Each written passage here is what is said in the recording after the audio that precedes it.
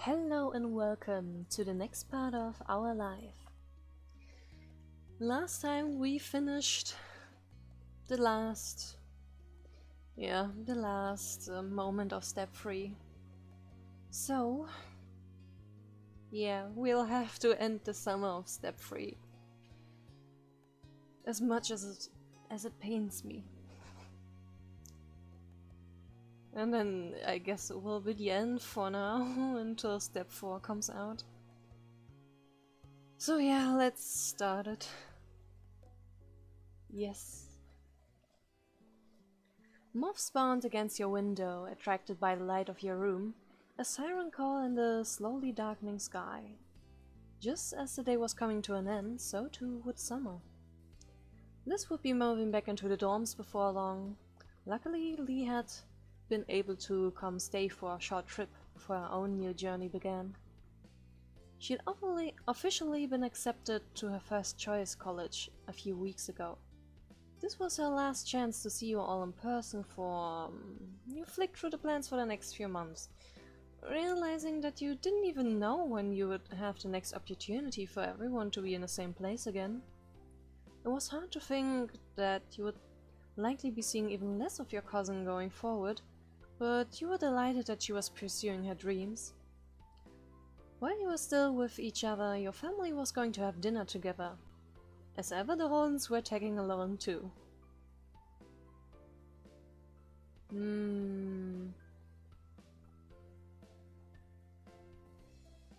I really like Chinese, so...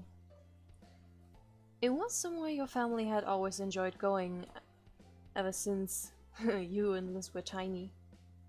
That long-standing connection made a fitting location for our final meal before Liz and Lee set off again. Technically, you were getting ready to go out, though your mind was only half on the task. It was a pleasant warm evening, the kind that epitomized the vacation feeling, and you were in no mood to spoil it by rushing around. While idly gazing at your room, you spotted a small cluster of unopened envelopes. That must have been left for you by a parent earlier. You headed over to the table to flick through for anything of interest. As a child, many correspondence felt exciting due to its rarity. You recognized now that most of it was mundane, but you were checking any mail you got more regularly of late. There was something you were expecting. You stopped at the crisp white envelope. The logo proudly proclaimed the sender, a school you applied to.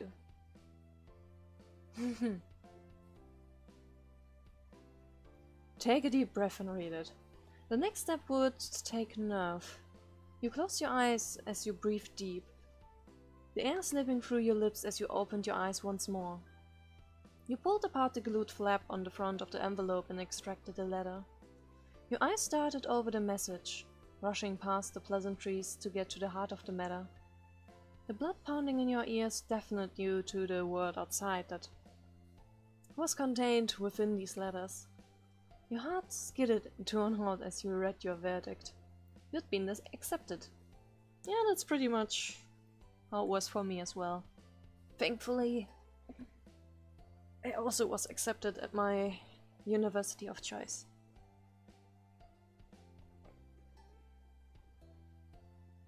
Relieved. The tension flooded out of your body with such intensity that you needed to slump against the wall for support.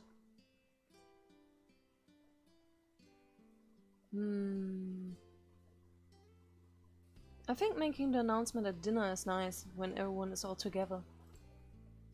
You tried your best to finish getting yourself ready for the dinner ahead. It was a strain. Your mind had only half been on the task before. Now with the news fresh in your mind, it was a struggle to concentrate on anything else. You kept having to recall your thoughts away from the future and back to the present. Time was against you. Mom soon called from downstairs that it was time to go. You had to check the time, sure that you had 10 or at least 5 minutes left. You were wrong. You tore down the stairs, attempting to juggle your composure among the hurry and excitement.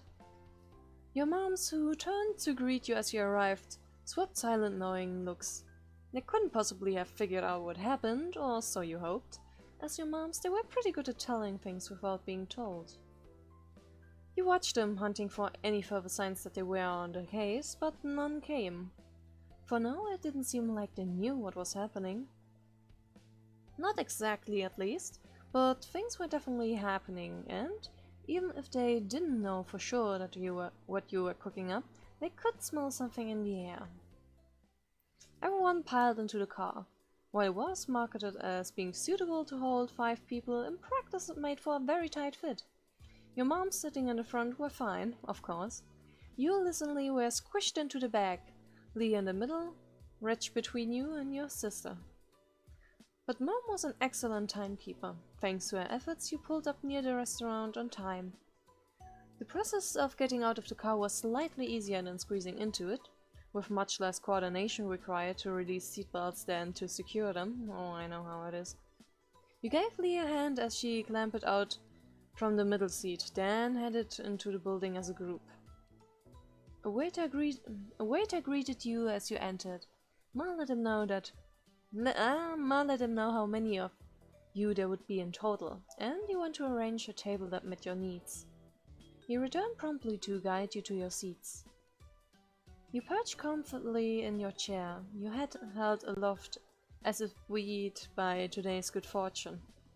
Your family settled down around you, all cheerful and looking forward to the evening ahead. Your drinks order had just been taken when the Holdens came through the door. They were pointed in your direction, though with Mom waving an arm in the air, it was hardly necessary. Cobb and Mr. Holden came to join you at the table. As greetings were being exchanged, Cobb took a seatbelt opposite to you. It had been left empty by unspoken acknowledgement that you and Cobb would be wanting to sit together. Mr. Holden sat beside him. Hi! It's great to see you! Glad you could make it. Hello everyone, you wouldn't believe how hungry I am. I see. You came to the right place then.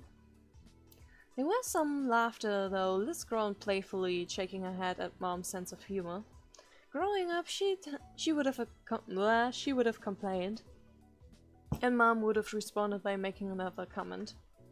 Liz had mellowed over the years, but she still made a show of despairing at Mom's jokes. Your reaction to them had become a joke in its own right. Menus were soon passed around, and a temporary hush fell over the table as everyone read. It didn't last long, punctured by comments about what people had eaten here before and light chatter about what people were considering tonight. Once the waiter had disappeared with your orders, Cliff piped up. Okay. So, I've got some good news. Kara's making a trip out of here tomorrow. Corbin nodded, turning from his father to the rest of the table. Yeah, we talked about it and figured this was a good time for everyone. Very nice. That's great! Everyone reacted positively to the news, though Ma looked wistful. It's a shame.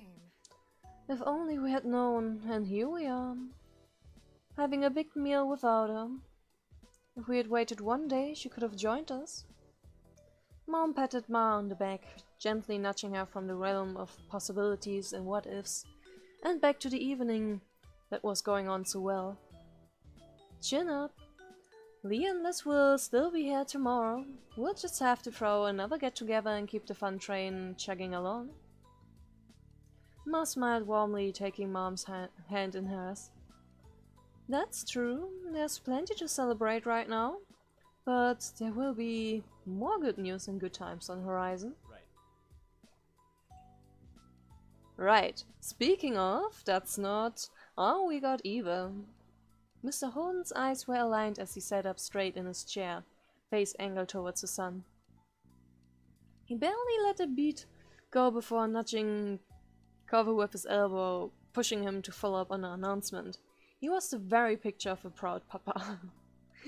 Cover shied from the limelight, ducking his head down and staring at his lap as he spoke. Wow. Well, it's just we've been switched over to working full-time instead of only part-time. Plus, I've been looking at apartments. There's a few I can choose from. He flickered his gaze up at everyone around the table, a smile creeping over his face.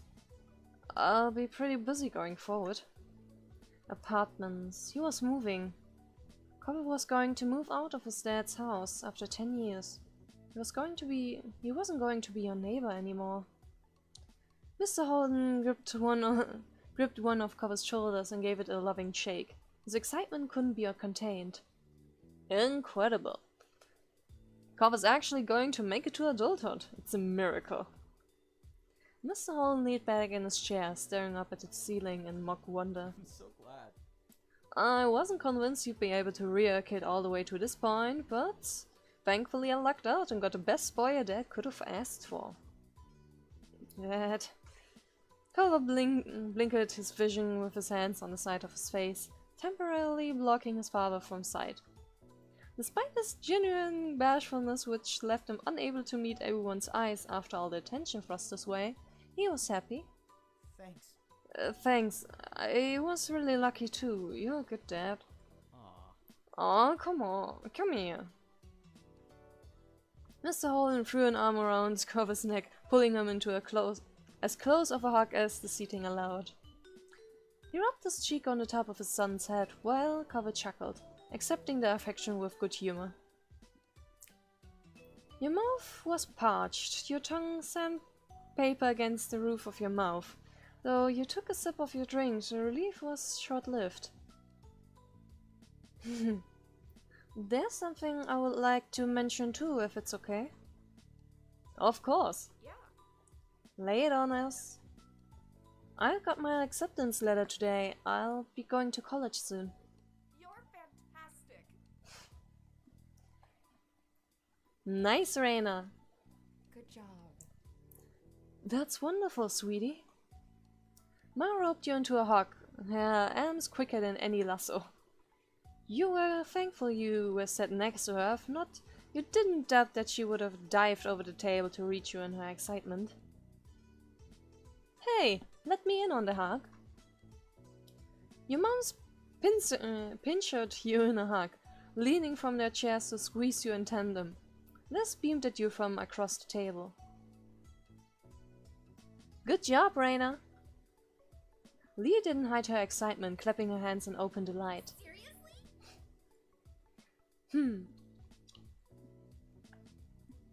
That's amazing! You're gonna be amazing! Let's wait on college before you say anything on that, okay? University is a bitch. Mr. Holden gave you a thumbs up. Good kid. Impressive. You're a good kid. The world's your oyster. Cover grinned at you from across the table. Seriously? That's amazing. It's incredible. You did it. Congratulations, Rina. Thanks. No, seriously, this is really, really big. And you deserve it so much. It's weird to hear these kinds of things. But I guess it's true. You looked around at the faces of the company here. You'd been on this journey with everyone here for years, seen them falter and grow, and they had watched you go through the same. Cover was leaving his family home, Liz was heading back to college, while Lee was starting hers. You were staying close, but it was clear that you were all heading in different directions, to different destinations. Some near, some far, but it wouldn't be long until you were all going your own way. It was bittersweet. You turned your head to the side, wistful, not wanting to spoil the evening with your troubles. You were glad that everyone was succeeding, but the idea of splitting up gave you a twinge of regret. These people had been key pillars in your life. Days ahead without them, no matter how bright and shiny, felt a little empty, like a theme park after closing time.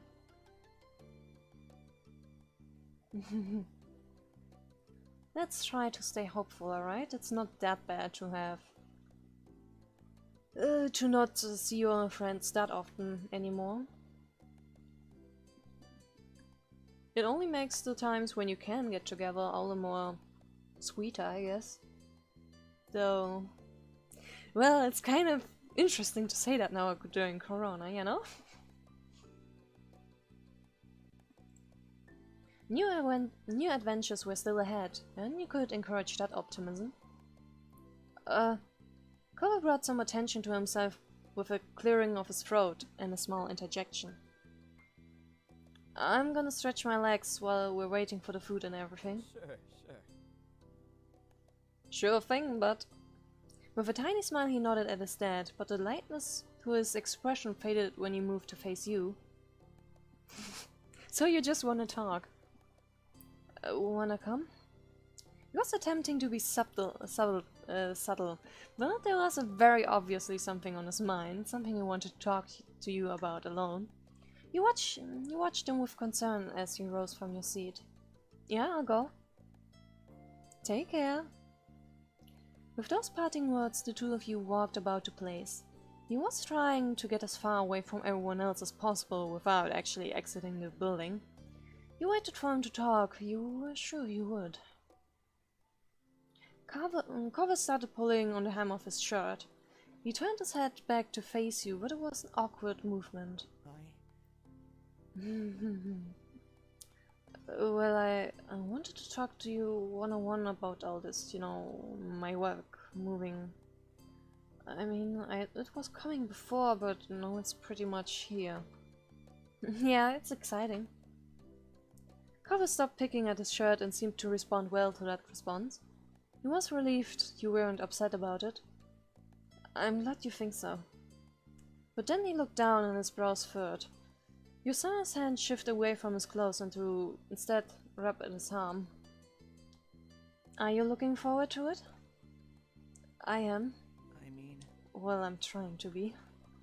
He ducked his head further and you saw his face start to redden. But it's scary. I don't want things to end.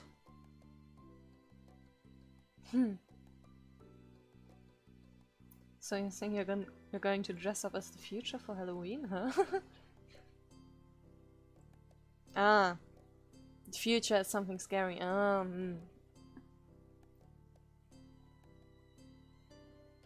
Things will be great. You're so nice to me. Coverden turned his head away and wrapped his arms around himself. You felt a sudden chill that definitely wasn't caused by the air conditioner. It's happening, you know. What I talked about earlier this summer. The world isn't going to keep us together anymore. It will all be up to us now. But everything is still gonna be okay, right? We're still gonna be okay?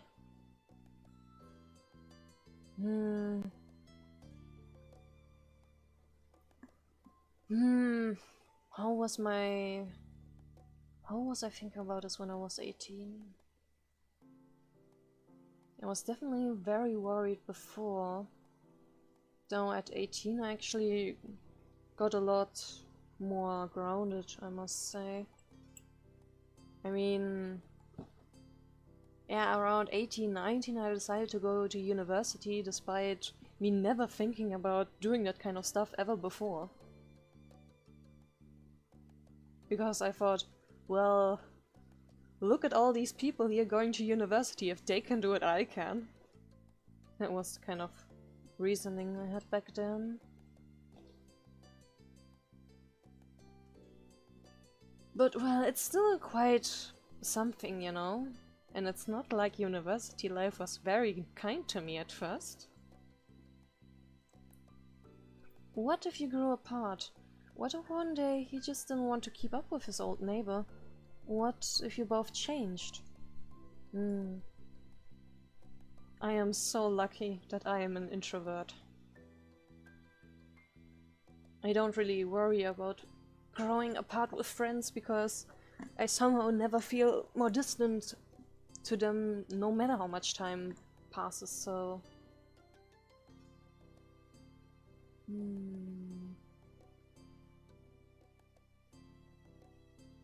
Why would I glare furiously at him? Poor boy.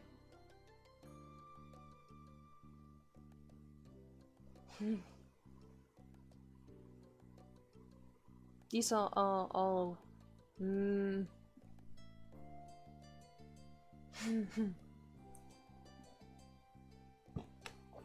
Hmm. I guess this one fits the best.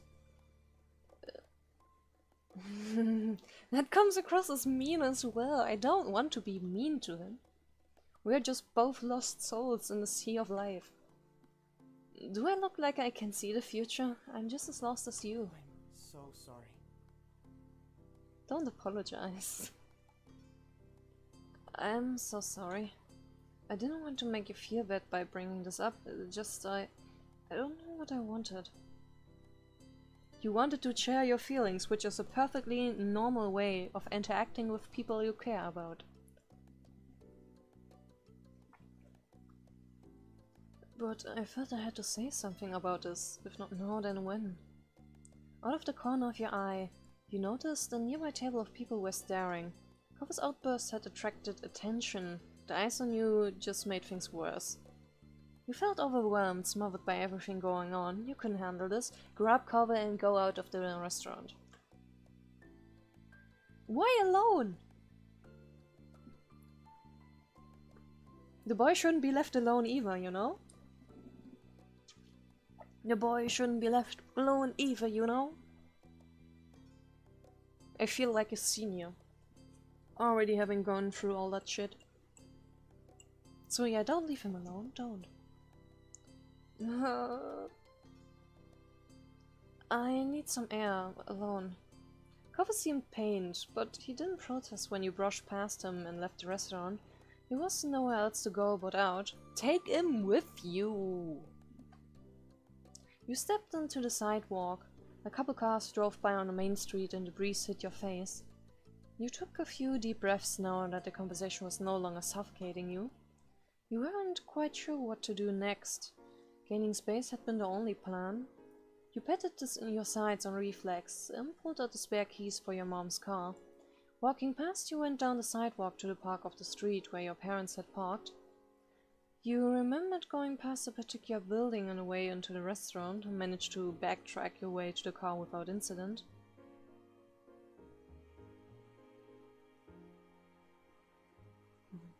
You unlocked the car with a shaky push of the button. The headlights flashed. You pulled open one of the back doors and tucked yourself inside. You shut the door and the car beeped when you locked it again.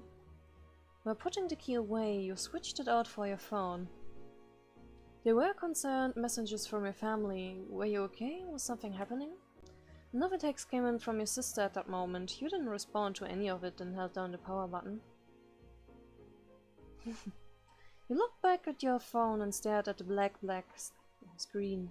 You could see part of your face reflecting back at you. Then you dropped your phone on the seat.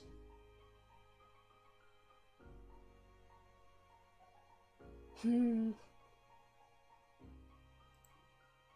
breathing slowed to a glacial pace, and you were paralyzed where you sat. You weren't even sure what you were waiting there for.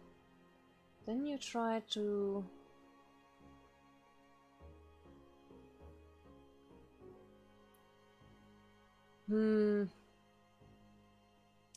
Relax should be the first thing you should do. Working through your emotions when you're still in the middle of them is not the best thing to do, at least. It would be impossible for me. You took a few deep breaths and tried to calm yourself. It was hard to get around your feelings of dread. A few minutes passed by. You breathed in the quiet. The car started to get warm, but you didn't feel like turning it on to get the AC going or roll down the windows.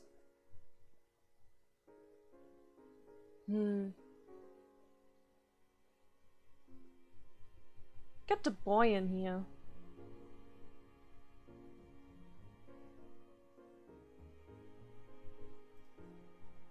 Like, he's not having a good time either, you know? You picked up your phone from your cushion and pushed the power button. It took a minute to boot up. There were plenty of additional messages. You planned on checking out your family's text later and tapped onto Cover's number first. You knew that you didn't actually want to be away from Cover. Sure, you would need some space, but that could only last so long before you wanted him to be with you once more. Can you come here? I'm at my mom's car. Cover texted back quickly, almost instantly. Okay. That was a relief. Another message followed shortly after. I'm here. Oh, what? When you looked up from your phone and out the window, nothing stood out as obviously cover-shaped, and he wasn't easy to miss. You were about ready to text him back when you saw a shock of green out of the corner of your eye. Cover stood up. He'd been sitting on the pavement, leaning against the car door. He straightened out and smiled carefully. He pointed towards the closest car and raised his shoulders in a clear question. He wanted to know if it was okay to hop in. You nodded, not seeing the point of keeping him awkwardly outside. Cover walked around the other side of the car, opposite of you. He put his hand on the door handle and pulled. He tried to open the door and obviously wasn't expecting it to be locked. You pressed the unlock button and he smiled after he heard the click. He sat down and then quietly closed the door behind him. For a moment he faced straight ahead. His hands flinched when he got halfway through the putting on his seatbelt, before he realized that he wasn't actually going anywhere. He dropped his arms and the seatbelt slithered back into the side of the car. Neither of you seemed to know what to say now. Eventually Cover turned to face you. He seemed serious.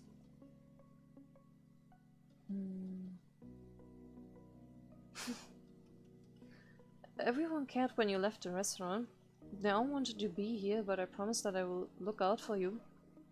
He gripped the side of his cushion and regarded his lap. Like Liz, she told me I would better not be making things worse, or I would never be considered a trusted adult for the rest of my life. But yeah, everyone's here for you, even if it's just me in the car. This would be so embarrassing.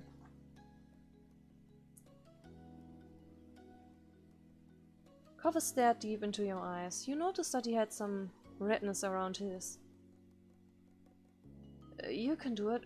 We can do it, Rina. Make a good life for ourselves. No matter how hard it seems, we can do it. He gripped your shoulders, and you knew that he was doing his best to project confidence. He wasn't sure about himself, but he was trying for your sake.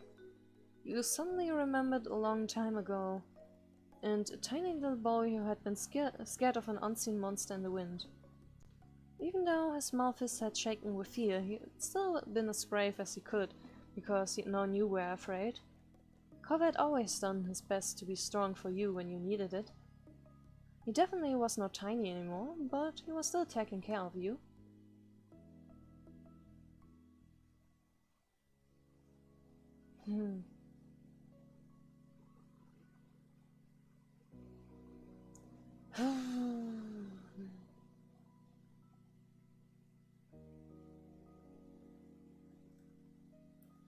He nodded and seemed almost larger than life. That was something Cover. That was something about Cover. He could bring out the best parts of you. Cover then studied you from his shoulder with a soft expression. He twisted his body to the side and held up his open arms. You raised your eyebrows. Oh, come on. You pulled yourself towards the middle seat so that you could reach him properly. You had to climb over one of his legs that he had resting across the seats. He turned so that he was completely sideways in his seat, back pressed to the car door, and made space for you in front of him for you. You settled down against him and leaned against his chest. You wiggled in to fit comfortably, whatever. He wrapped both of his arms around you and rested one of his cheeks on the top of your head. It was very snug. He kissed your forehead gently and you relaxed into him. You breathed in him. That sounds weird. The center was uniquely covered, oceany, citrusy. It made you feel secure and precious. Despite the cramped backseat and car, Cover was very comfortable, and his reassurance was nice. He was right here, and he cared. It was hard to dwell on future troubles when he was doing his best to comfort you. Hey. Hey, Rina. His voice was calming, and his eyes were full of fondness for you. His mouth quirked into a crooked smile. I have a great plan. We can just stop thinking about the future and all that. That's actually not that bad of a plan, actually. You had no idea what he meant. He didn't acknowledge your confusion and continued. I'll still get that little apartment, and you can move in too. I'll stay as close to here as possible, and I'll get a new job in the shopping district.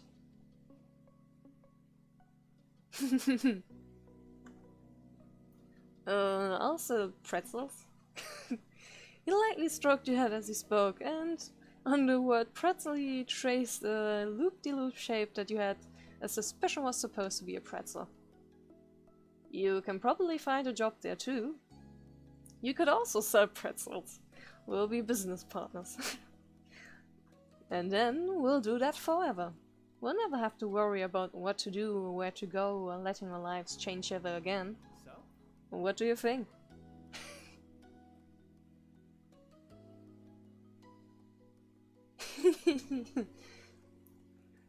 That sounds very comfortable, though it would never be something I would do.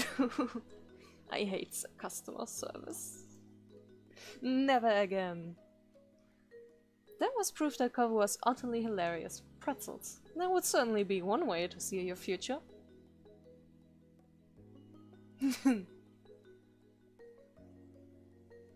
Cover, that plan sucks. Cover gave you a bent smile and looked theatrically confused. Huh? I wonder why you aren't on board. It seemed like an amazing solution to me. He was clearly just joking and you sighed affectionately. It just isn't me. It really isn't. Cover glanced away from you and regarded the window straight across from him. He let out a breath. I can always be the backup plan. He was half kidding. You focused on watching his face as he spoke. Rina. He started to speak but drifted off. All the sounds of the world outside were muffled and distant. In that space, in that moment, it really felt as though there was no one except you and Cover. Cover softly ran his hands up and down your arm. It felt reassuring. Finally, he was able to continue his thought. No matter what, you can count on me whenever you need something, or even if you just want it. We're becoming more independent, but you're never actually alone in this world. That's true.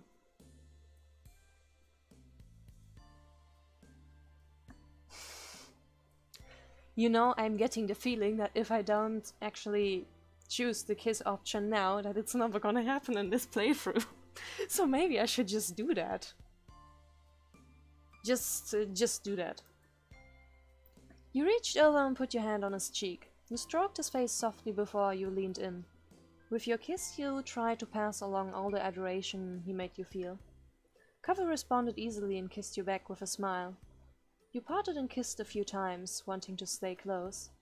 You considered the thought of living with Cover in his tiny apartment in the pretzel plan. Or just in general.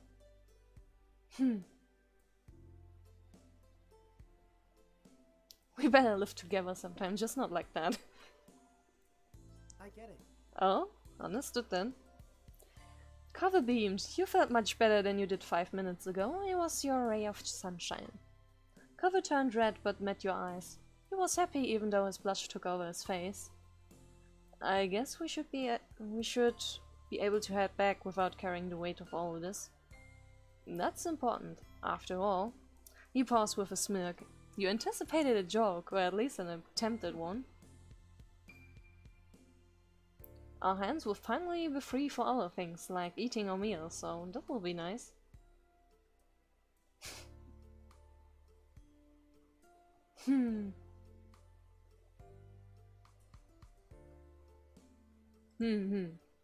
You're actually pretty hungry at this point. There was certainly something to be said about freeing yourself from future concerns, so that you could get around to living what was in your life now. He smiled, pleased at how everything turned out. With that, you happily stepped into the world again. You made sure to grab your phone and the key on the way out. Cover's stomach rumbled after you locked your mom's car back up. Looks like we'll be heading back just in time. Yeah. It was a short walk back to the restaurant. Felt like you blinked and then suddenly you were retaking your place at the table.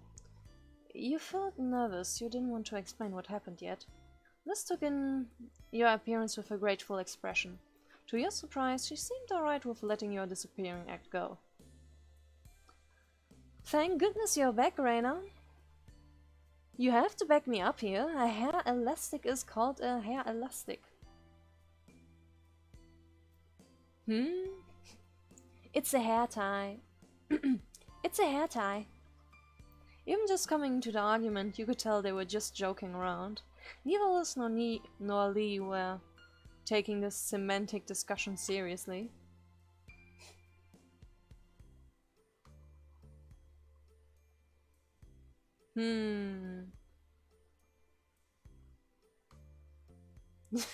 Would be more funny to bring in a third option. Traitor? Your mom's laughed and you felt your discomfort subside a bit. Mark caught your eye.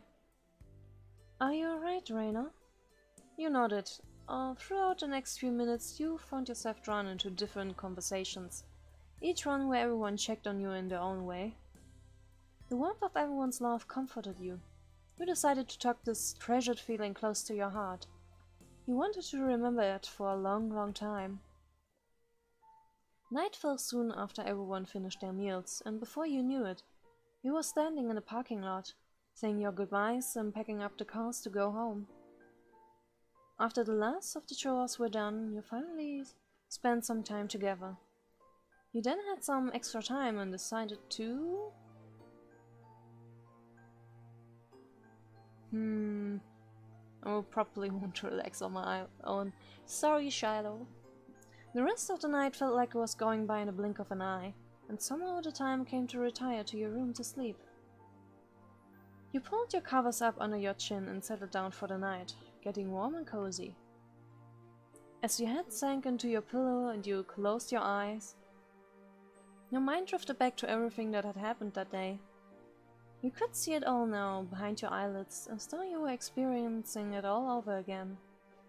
And then the image of Cover popped into your head, and you smiled softly to yourself.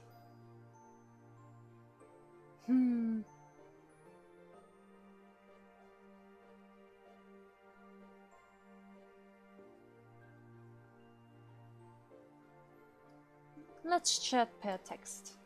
Taking your phone from your bedside table, you lay on your bed and held it above your face, typing out a message to Cover. Hi, are you awake?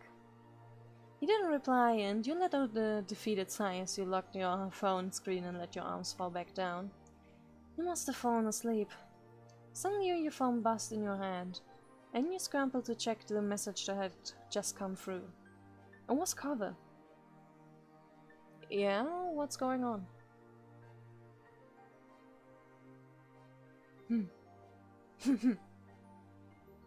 Smiley face. What are you doing? You watched the little dots on your screen as he typed before his next message popped up on your screen. I'm just heading to bed. Good night?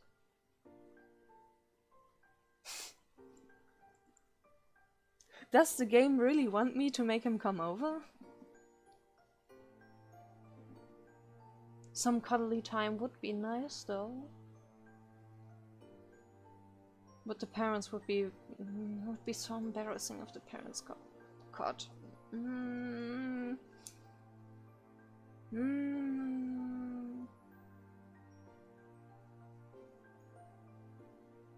Cuddles or embarrassment.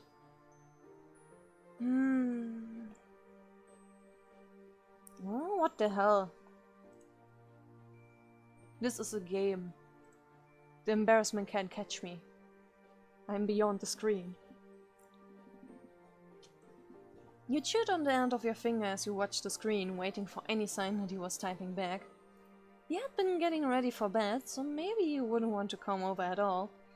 He once woke you up at like 4 AM because he wanted to go surfing before school. This boy has no standards.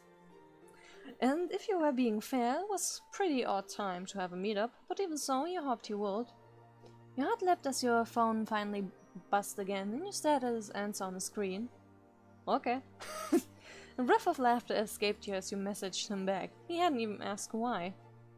You sent him a quick thanks back and put your phone away before sitting up in bed, leaning back against your pillows and waiting for him to come over. The stillness of the night became very obvious to you, and you stared to hear the soft noises your phone made when you were all asleep much more clearly. Each second seemed to drag on and on. You just wanted cover to be here already. Finally, you heard those familiar sounds coming from outside. A sort of scratching and then shuffling. Next came a tap on the window. You hopped out of your seat with almost too much energy and rushed over to let Cover in. When you arrived, you could see Cover was smiling in at you from the other side of the dark. You slid the window open and stepped back, giving him space to climb through and get down from the ledge. He was an amusing mismatch of pajamas and sneakers. And Cover chuckled when he saw you looking at his ensemble. Once safely inside, he straightened up and dusted himself off before looking at you expectantly. Hey. What can I do for you? I want cuddles. I demand them. I demand cuddles. Leaning forward, you wrapped your arms around Cover, feeling him freeze for a brief moment. When he relaxed and hugged you back softly, you let out a small sigh. Okay. It doesn't matter why, it's okay. You held him for a little while longer, getting his hug to relax you, until you pulled back and looked at him gently. The bed sank under Cover's weight as you sat down, his eyes firmly fixed on the ground. His hands shook where he held them in his lap. He was nervous. You shyly took a seat beside him, trying not to disturb his thoughts. I'll stay as long as you want me to. Really? Yeah, really.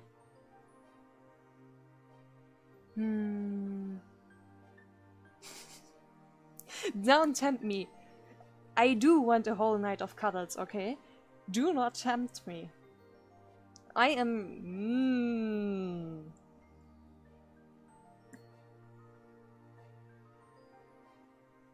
How long do you want to stay? Well, Well, to be honest, there aren't a lot of situations where leaving you is ever what I want to do.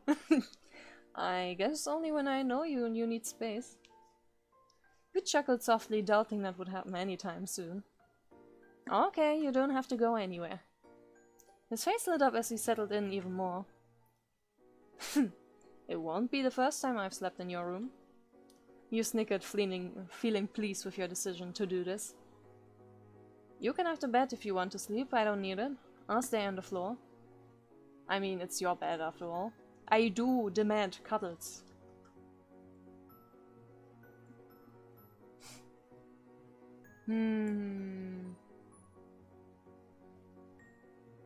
We should just share the bed. I mean, yeah, I guess we could do that. Nothing is stopping us. Holding back your amusement, you tried not to grin at his bashfulness.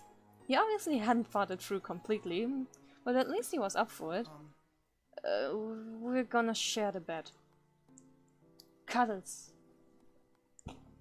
You could hear the tremble in Cover's voice as he held his hands together to keep them from shaking. Actually, maybe not. Your eyebrows rose at how quickly he changed his mind, but when you saw he was serious, you let out a sigh. I'm sorry, I'll do it. I can do it. I want to do it. I'll just need a second.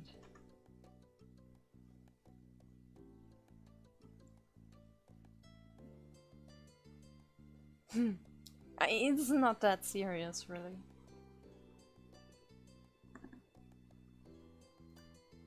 You simply waited for him to ready himself and gather his nerves. It only took a couple of moments longer before he turned to you, attempting a weak smile. Ready? You gave a small nod and a smile of your own. He took another deep breath and you slipped under the covers, making room for him to get in after you.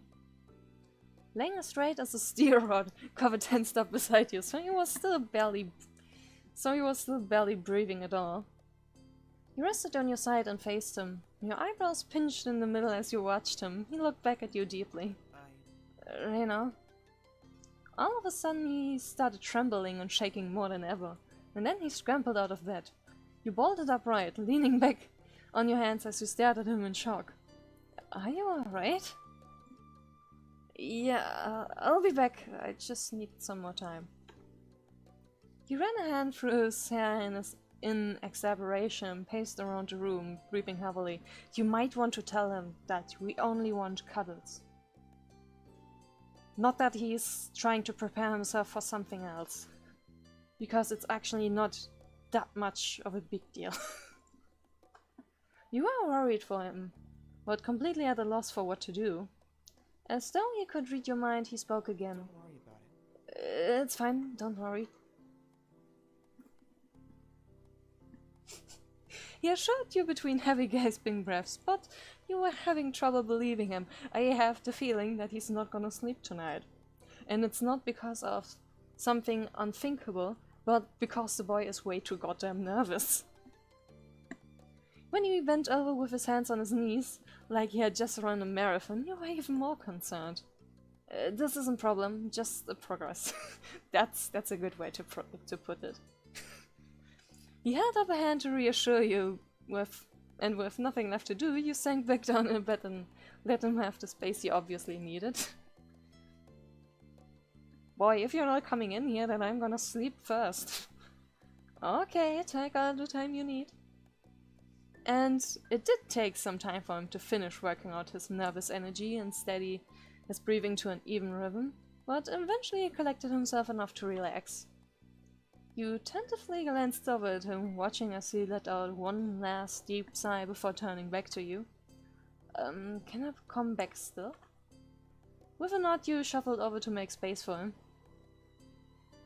He immediately perked up as he slipped back into the bed beside you, though was still careful not to get too close. Thank you for waiting again, as always. He laughed shyly, his soft eyes meeting yours through the dim light. Are you okay? Are you okay?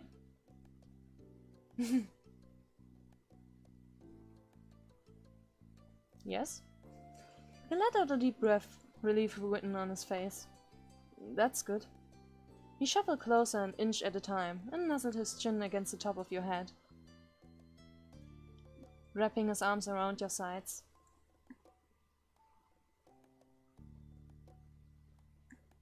Grab the shirt. Holding on tight, you inhaled his familiar scent and let it envelop you in warmth. The room grew quiet around you, the only sounds to be heard were the faraway crash of the ocean waves and your breath mingling in the small space between you.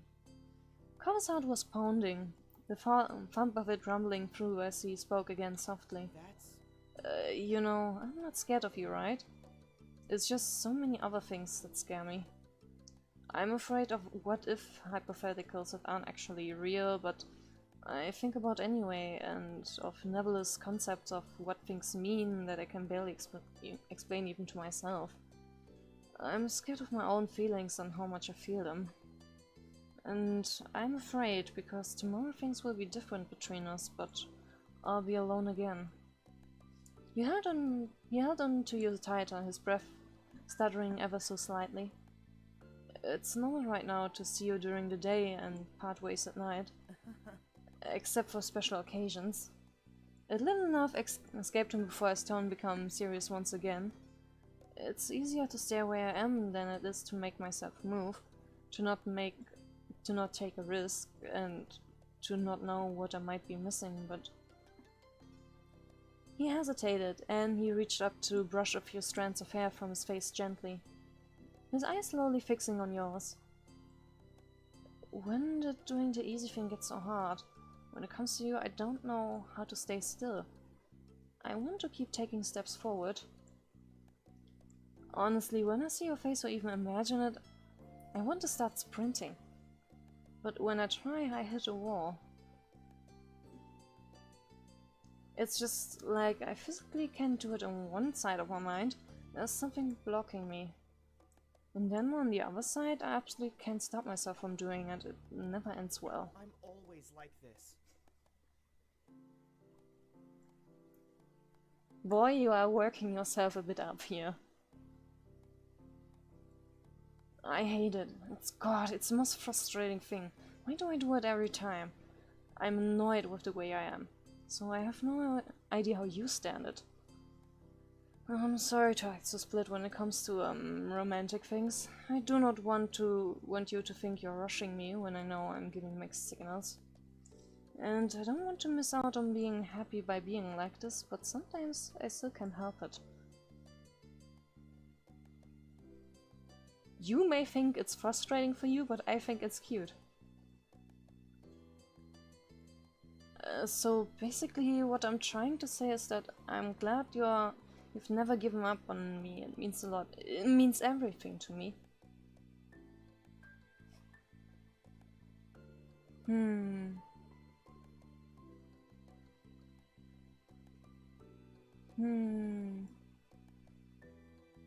Yeah, it's who you are and I accept you. And now the boy is crying again. His eyes closed over a little as he squeezed you closer to him and smiled, his heart rate finally relaxing to a normal rhythm. Good night. Good night, Rina. Good night. He leaned forward and kissed you tenderly, his hand gently moving to cradle the back of your head. You were still smiling as you snuggled into him, getting as close as you could. Cocooned in his warmth, you easily grew comfortable next to him, feeling him ease into you as well. Before long, your eyes were growing heavy, and you drifted off into a restful sleep side by side. The next morning you were lost in a comfortable dream. The sound of someone softly calling your name drifted over, and when your eyes opened, Cole was smiling at you. Shuffling onto your side, you grinned at him beside you as you remembered the night before. Pat his head.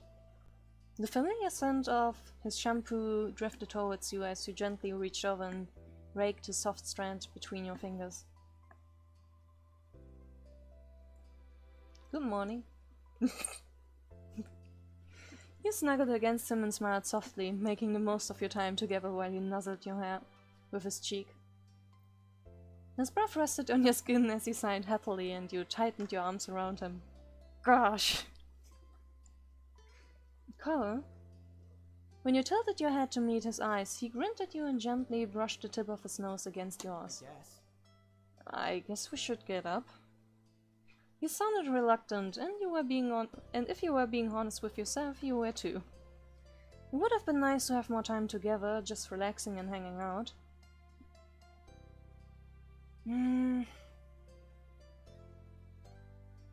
5 more minutes. Cole smirked and gave you an affectionate look. We have to. My mom's coming today, remember? I have to start getting ready. You grumbled in reply, but relented nonetheless. Cole shook his head at you with a small smile. You both pulled yourself up and started shuffling around the room. Cole stretched his long limbs out and yawned, before ruffling his fingers through his green hair. You watched him fondly until your eyes met, and he looked away quickly, hiding a blush. So that was fun. I can't believe I slept here the whole night. Yeah, me neither. I'm glad you did though. Me too. Me too. Cole slipped his glasses back on as he spoke those words. With a last shared smile, the two of you headed out of your room and down the stairs, laughing and chatting casually about your plans for the day. So no window escape this time. It was like he had lived there the whole time, or as if waking up together were as regular an occurrence as anything. Cole snuck his hand into yours, giving it a soft squeeze and making you feel all warm. As you hit the foot on the stairs, you froze, finding 4 different pairs of eyes staring at you in various states of amusement and shock. Your family was already up. Welp.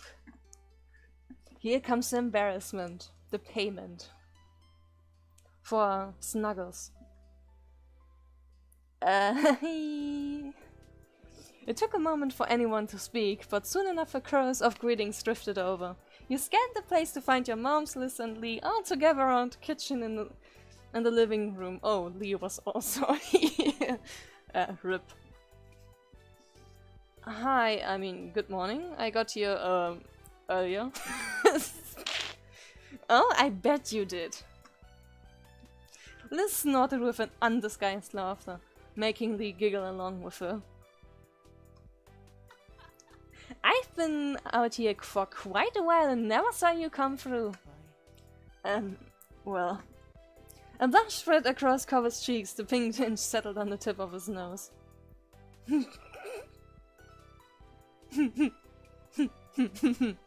Oh, let him live. You're killing him here. You're also still in your pajamas. You don't usually walk around town during the day indoors, do you? Mom let out a little laugh of her own, and you gave her a look, to which she responded by clamping her mouth shut. Cover looked down at his outfit, and his shoulders slumped in defeat as he hung his head to hide his very red face. You know, I always guessed you had been sneaking in, Cover, but could never quite prove it. Mom nodded in agreement, nudging Ma's shoulder playfully as she headed over to stand beside her. That's something I wouldn't have bet against.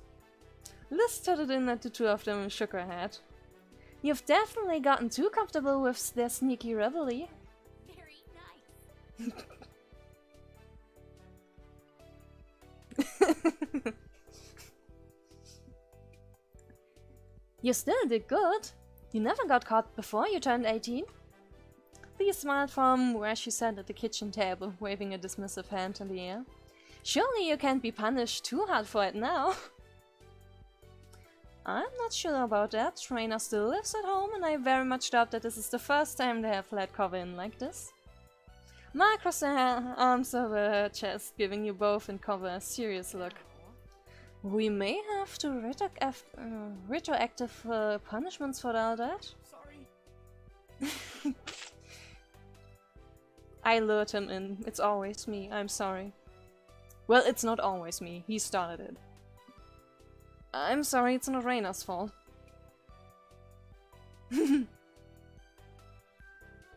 Yes, we did it and we would do it again. We are both innocent. What real proof do we have for any of that? Cover nodded beside you, but he seemed less convinced. At that moment, your moms both burst out laughing, receiving amused looks from Liz and Lee, while you and Cover simply stood there dumbstruck. We're merciful, don't worry. That's true. You did indeed get away with it, and we're not going to make the little bit of someone you have left miserable of a bedtime rule breaking now. Besides, you're in good company. We're almost certain Lizzie spent many nights sneaking to the old home phone into our room, staying up till dawn. At least you were in your own rooms. Rude. Excuse me, that's conjecture. They exchanged smiles before Ma turned to you again with a firmer expression. They were the rooms, but I do worry about you coming in that way, Cover. It's dangerous. Especially because he's so likely quite distracted and excited by thoughts of reuniting with Rina while climbing around in the dark. Mom joked and they all burst out laughing once more, keeping Cover fully embarrassed. Cover leaned in closer to you and whispered quietly, a look of guilt settling over his features. I'm sorry, Rina. I lured you in. You gave him a reassuring smile. I mean... It was me. A knock at the front door caught your attention and you followed several steps behind Mom as she went to answer it. Mr. Holland and Kara were standing there. Of course they were. Behold, Cover, now everyone knows.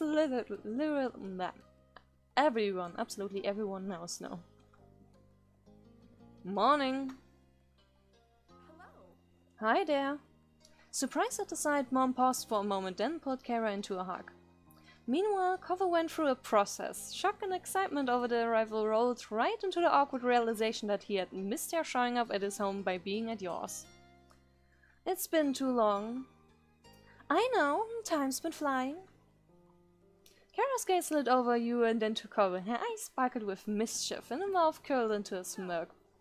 Oh, it's so good to see my son, finally. Hello to you, Rina. There was no stopping the blood rushing to your face. Your cheeks burned from her teasing tone.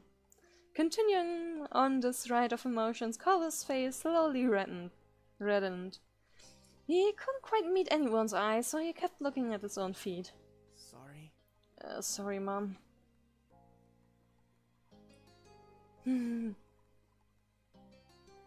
Doesn't like anyone's surprised. Hi. Smiling nervously, he raised a hand to offer a small wave.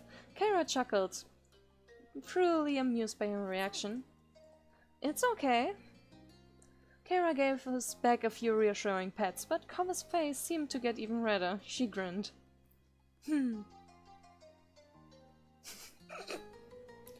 My not so little mister is spreading his wings. I can't complain about that. Mom immediately brought a hand to her face to hide her mouth, but the giggles still escaped. People looked at her confused, and then she laughed again, louder. It's just a really fitting phrase, considering Cover's current attire. She pointed at a furry ring-like decal around the collar of Cover's pajama shirt. Oh! I want her to gaze to Cover. He even looked down at his own clothes over the realization. That's so true, I didn't even notice. All the parents burst into continuous laughter. Cover was clearly not as amused. You flashed him a smile and he visibly perked up. It's really nice to be back. Though enough of standing around here, you can come in. Mom moved beside to usher the group in and guided them to the living room before anyone could get settled in. Mom spoke up. You're welcome to stay for breakfast. We still have some great spices and stuff from the farmer's market. Yes, we would be thrilled to host you. There were eager nods from Mr. Holden and Kara, but Cover looked around the room filled with familiar faces before speaking up. Maybe instead of staying here, why don't we just go to the beach? A scenic picnic, eh? Mr. Holden crossed his arms and contemplated that idea happily. Excited, Kara clapped her hands together.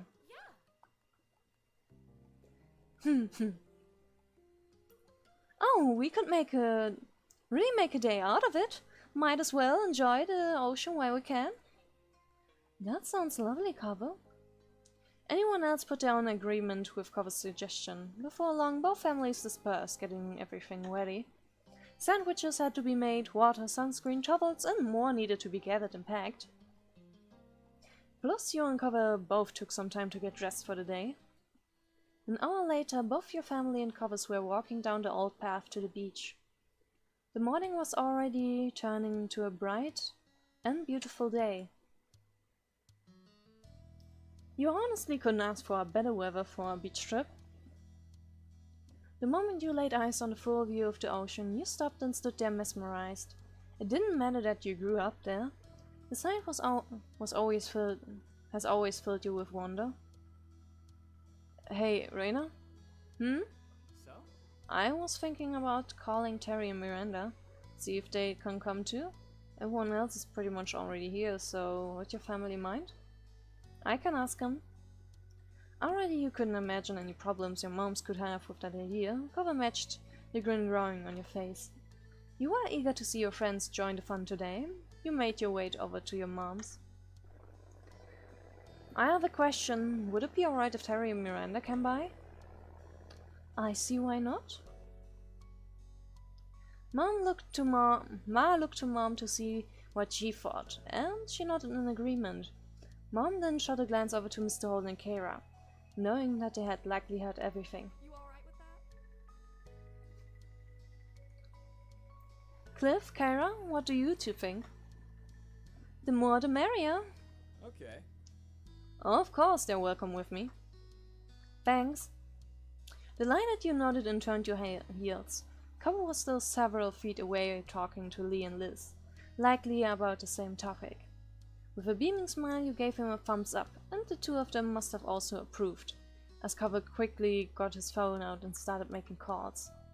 At that you turned your attention to helping with the picnic setup. Unexpectedly your phone started vibrating.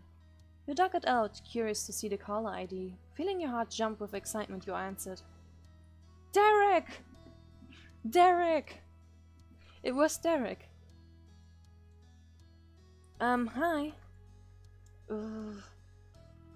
He should be like around 18 too right now. What voice do I give him now? I do not have that many male voices, you know. To be honest, I already saw how he looks like in step 4. Looks very jock-like. Maybe I'll just give him a jock voice. Sup, Rina? The voice that came through was much deeper than it had been when you first met, but it still had the same amount of enthusiasm of a kid. Have you been enjoying these crazy summer days?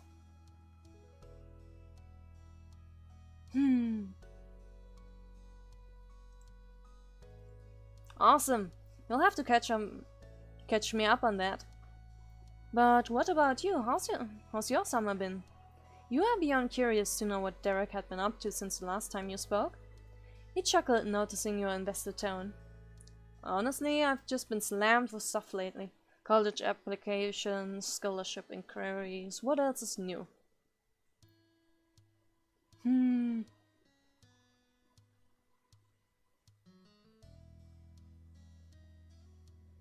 Wish you nothing but luck. I'm gonna need it. I kind of doubt that.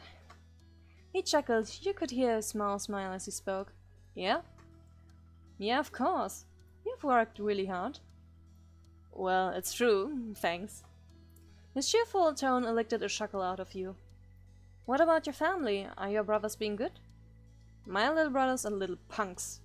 But I guess they're doing alright. You both laughed at that, and it was easy to imagine the grin off his face. Mom and Dad are fine. That's great, my moms are too. Turning to your attention to your surroundings, you smiled warmly at your family buzzing around. Towels were laid out and chairs and umbrellas were being set up. Actually...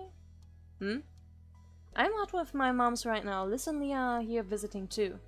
Oh, that's fun. But if that's the deal, I'll get you back to it. Are you sure? I don't mind. I'm sure I'm not about to lose your number. Okay, bye. Bye, Rina. Have a heck of a day. Hanging up the conversation left you energized and in good spirits. It was exactly what you needed to make this day even better. You hurried over to your mom's and had put the rest of the food out, and the moment you noticed Cover at your side. Turning to face him, your mouth pulled into a hopeful smile. You waited expectantly for what he had to say about the girls. They're gonna come. Really? Your whole demeanor brightened and your smile beamed. They'll meet us here later today, shouldn't be too long. I can't wait. Once the setup was done, everyone got comfortable and dug into the food. You couldn't remember the last time breakfast tasted this good, but you attributed it to the gorgeous ocean view and soothing sea breeze. Morning swiftly gave way to afternoon, and a very recognizable face came walking down to the shore. Baxter seemed momentarily surprised to see you all there. He pleasantly approached with a wave. Hello, folks. Everyone's gonna come now, isn't it? Well, Derek isn't, but you know. Hello there. I didn't mean to intrude on the party. I was coming down to get some fresh air. Oh, you didn't intrude on anything. You're welcome to join us. We brought plenty of towels and food and sunscreen.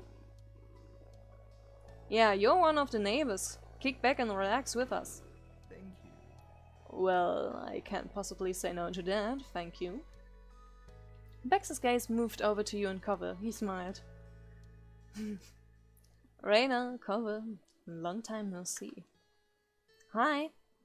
You waved from where you leisurely sat and Cover nodded. We meet again. Yes, lucky for me. A few giggles escaped Lee as she watched Baxter. It was then that Baxter noticed the face he didn't immediately recognize from around the neighborhood. He turned up his charm even more for the introduction. Excuse me, I'm Baxter Ward. I'm sorry we haven't met before. Well, I'm not typically from around this area. I was just visiting. I'm Cover's mom. Oh, I remember that. It's very nice to meet you. After that, Baxter spent some time getting better acquainted with everyone, and Terry and Miranda arrived excitedly. The conversation shifted to what you all would do next. In that case, We could do a few more rounds of volleyball, there's plenty of us now. is that alright? Could I play? Of course. Miranda brightened, delighted with this plan. Mal looked around to see if there were any other takers.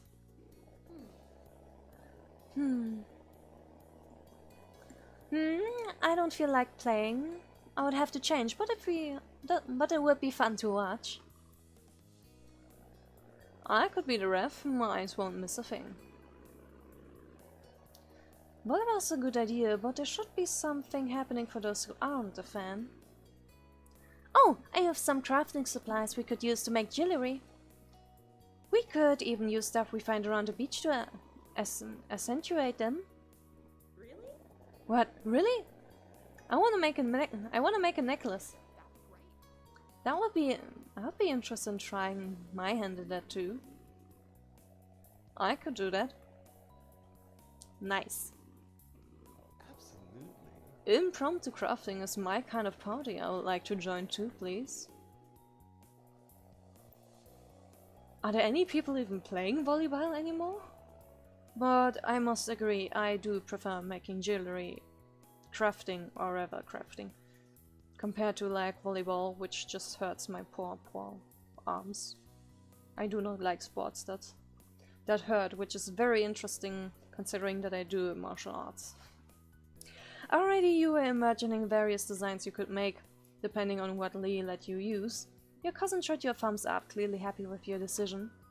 Kara got up from the towel she was sitting on. She brushed some sand off her legs and then stretched her arms over her head.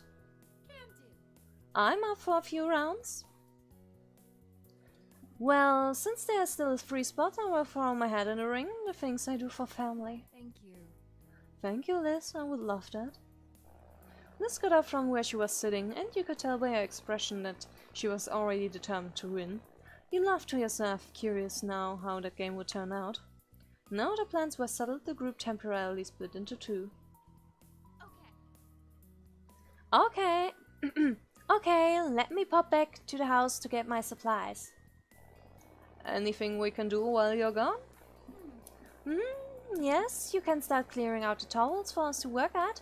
And if you want, look out for good stuff to use. I'm on it. Roger that. Well, Lee ran back to the house. The group did just as she suggested. By the time she returned, everyone had their craft area ready to work at.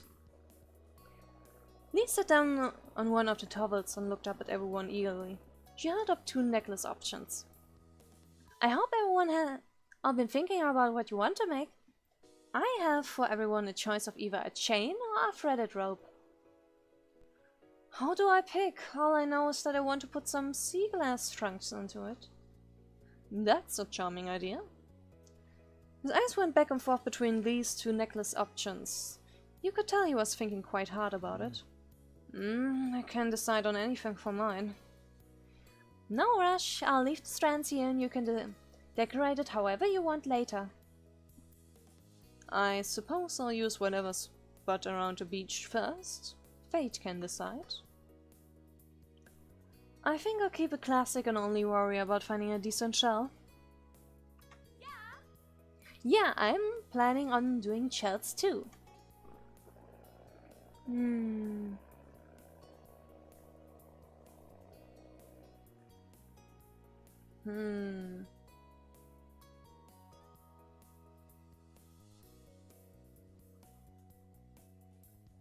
I think sea glass is more interesting. Great minds think alike, thinking the same. We can look together. Happy with that suggestion, you nodded. Cover crossed his arms and chewed on the inside of his cheek. You weren't the only one that noticed. What's wrong, Cover? I'm not sure what to use. I mean, ideally I would want a shark tooth, but what are the chances I would ever find one? Mom smiled. You both looked at him sympathetically. Sorry, the rare downside of not having a shark-filled coast. That would make for a really nice necklace, though. I know. At Cover's pounding, Mom gave him a little bump on the shoulder on her fist. Well, don't lose hope. You never know what you might end up really lucky. Cover laughed. It shut him up even though he wasn't really convinced.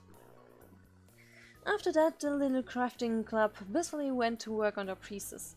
Whatever they decided on using was attached in loops that were then slid onto the necklace base. Tara was immensely proud of herself when she was done. Hers was simple but gorgeous because of the striking piece of the sea glass she painstakingly searched for and found. Maxer excitedly showed off his finished piece to everyone.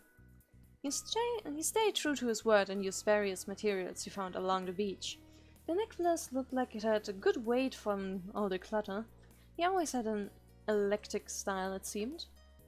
Carver ended up using driftwood of varying lengths to design the necklace. Despite not finding any shark teeth, he still looked pretty pleased.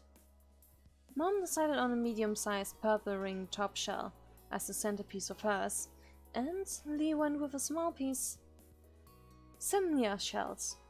They both put their necklaces on soon after finishing them. After combing the beach several times, you found just what you were looking for. It took a bit, but you had managed to find a necklace. To make a necklace you were satisfied with, it mostly had sea glass. Your group of crafters would also cheer for the volleyball players whenever shouts could be heard coming from the court. On top of that, you would all hold up each newly made piece in the air, and the players would take a breather to applaud the creation.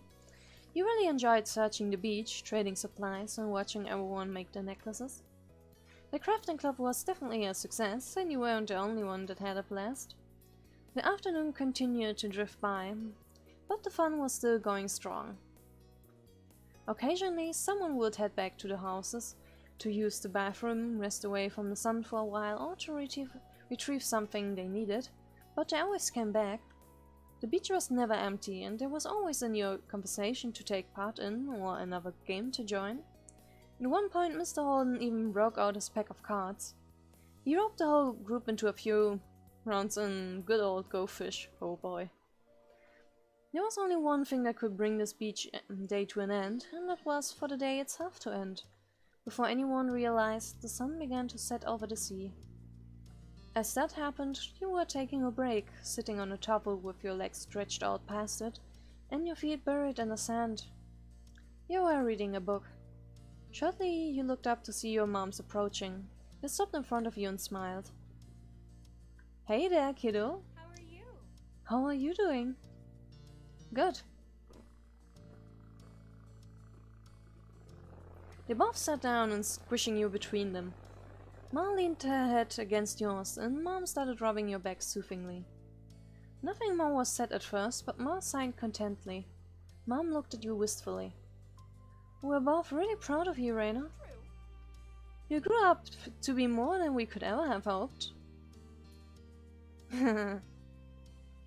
Not sure I deserve any of that glowing praise. You were touched they felt that way, but it was like too much of a compliment out of nowhere. Of course you do. You tried to search your mind for the right words to explain the strange feeling twisting in your chest. Mom lightly brushed some of your hair. Turning your head, you looked from Mom to Ma. They both smiled encouragingly at you. You did the hard work raising me.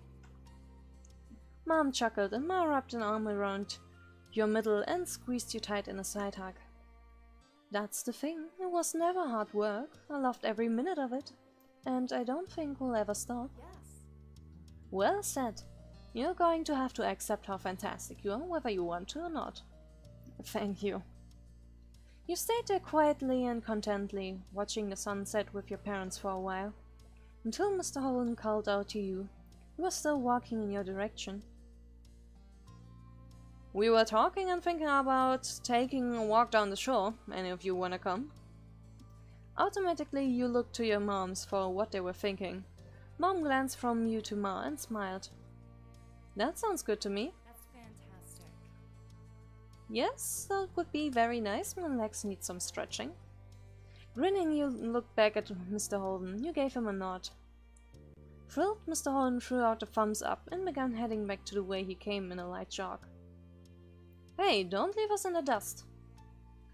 have kept going forward but flipped around, walking backwards across the sand so he could face you again. No worries.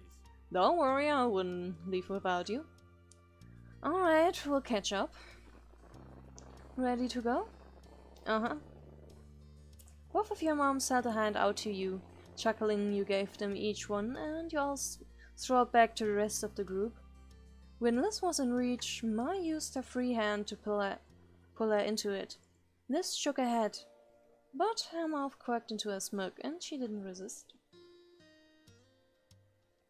Together as a family, you followed behind the others hand in hand. Your feet squished into the wet sand as the waves rolled over them, and you didn't have a single care in the world as more and more stars began to dot the sky. Once the sun had long been out of sight, it was finally time to pack up. The closing of the day and the ever-approaching end of summer seemed to intervene. It caused a quiet, reflective mood to blanket over the group. On the beach, Terry and Miranda took turns compressing cover in a hug more before moving on to do the same to you. You chuckled, still overjoyed that you got to see them today. I'm sorry I have to go already. My parents are here. That's okay. But still, I wish we could have helped clear this all up. Don't worry about it, just thanks for coming out today. It was cool having everyone here. Oh yeah, I'm super glad we came. Hopefully we can do it again sometime. Nodding, you turned your attention to Terry. She wore a large grin on her face and held a hand out for a low five. You are bleached. See you later. Take care of yourself, buddies. After that they walked away, waving to you and Cover as they went down the shore. Cover waved quietly back with a smile on his face. Wave too. It was a big wave. You hoped Miranda was right and there would be another day like this soon. Taking you by surprise, Terry jumped and twisted around. She kept up with Miranda while walking backwards. She kept the mood of your farewell light by shooting finger guns at you and Cover. Miranda bumped her with her hip. It left everyone with a laugh just before they dispersed down the bend. Rina? Come on. Hey, Cover, could you come over here? Both of your parents were motioning for you. The two of you went to them. Ton of things ended up at the beach over the course of the day, so there was still so much to pack up. The parents needed help. With a nod, you got to it, stuffing various things into bags and bundling them up in towels. Once they were ready to go, everyone filled their arms with as much as they could carry. Absolutely no one wanted this to be a back and forth kind of task. The walk back home ended up being mostly quiet. Each person seemed to be feeling the effects of the day. A cool breeze carried you across the sand and onto the road. There was a sigh of relief from what felt like a group as a whole when they arrived back in the neighborhood. Baxter carefully placed what he had been carrying on the ground. Thank you so much for helping with that. Thanks. No, thank you for allowing me to join today. You all chat with me, helping to carry it back is the least thing I do. Ma nodded, and the others started collecting their things from his pile. Baxter, meanwhile, stepped over to you and Cover. It really was a pleasure getting to know you both this summer. His head tilted towards you, and he smiled warmly. Baxter offered you his hand. I mean, shake it. It was tough with what you were carrying, but you were able to extend one of your hands a bit. Baxter chuckled and shook it.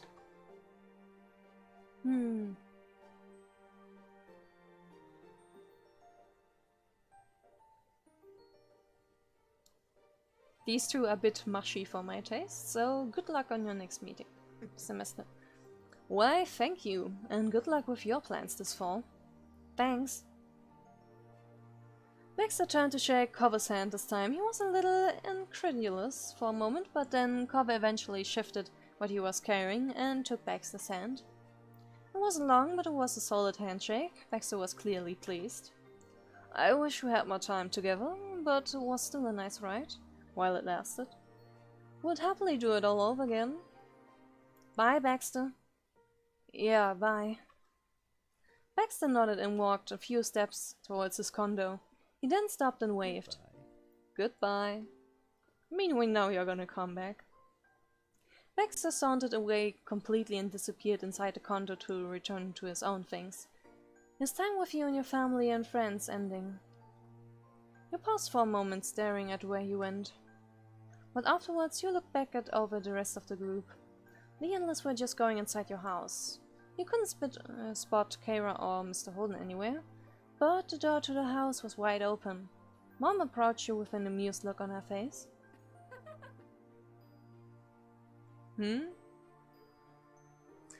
Seems like you're holding up some Holden things.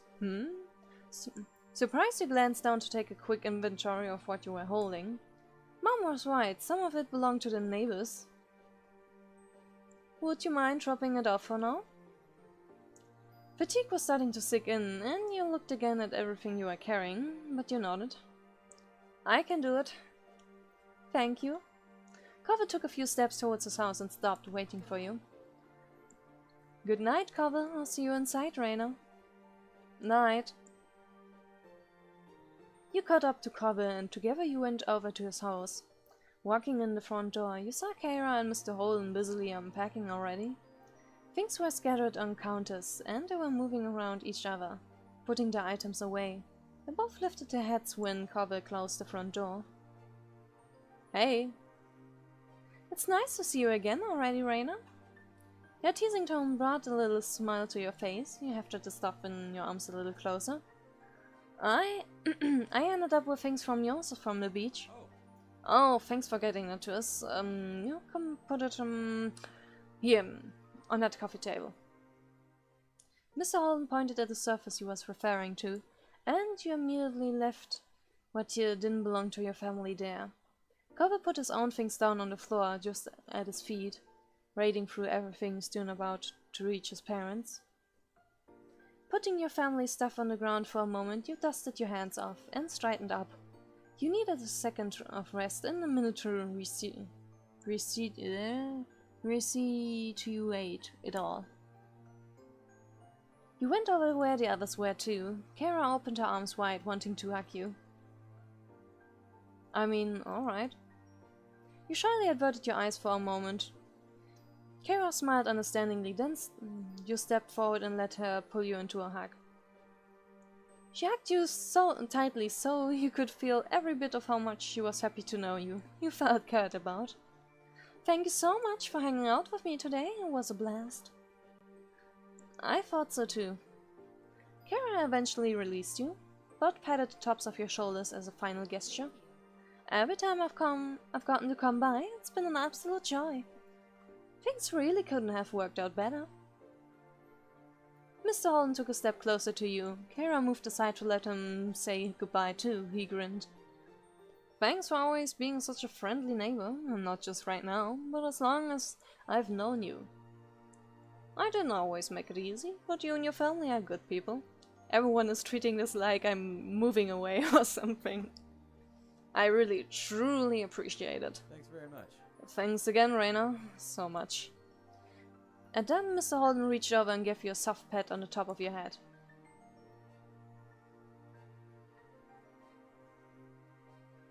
Goodbye? You're good people too. You smiled softly. Mr. Holden looked away for a moment and sniffled. When you met your eye gaze once more, his mouth pulled into a wide, happy grin. That means a lot to me. Mr. Holden was staring at you, but his gaze seemed far away. Maybe he was looking back at who you used to be, the 8-year-old he had asked to be his son's new friend. Bye, Rina. You smiled softly.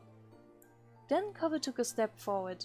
He gestured to his pile of things he had carried into the house. Don't worry about it. Don't worry about all that, I'll put stuff away in a few minutes. Right, I need to do the same with my family. I figured.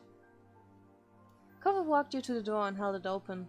Taking one last check around to make sure you had all your things to bring home, he went into the road.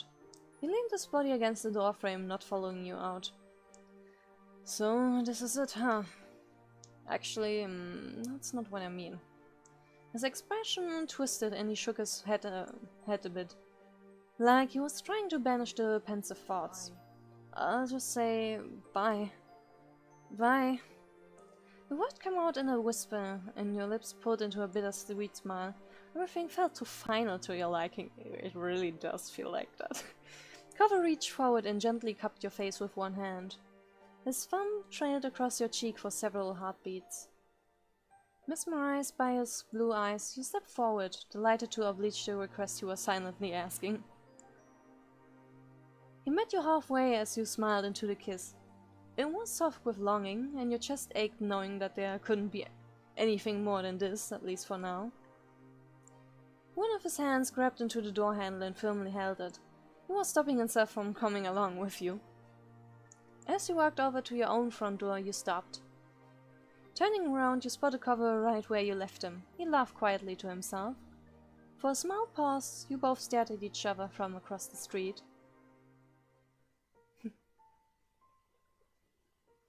Wave. Cover waved back with his whole arm. Night. Things couldn't be dragged out any longer. After one more shared smile, you opened the door and went inside, shutting it behind you. A few steps in, you saw your family gathered in the living room. They were still busy unpacking and cleaning.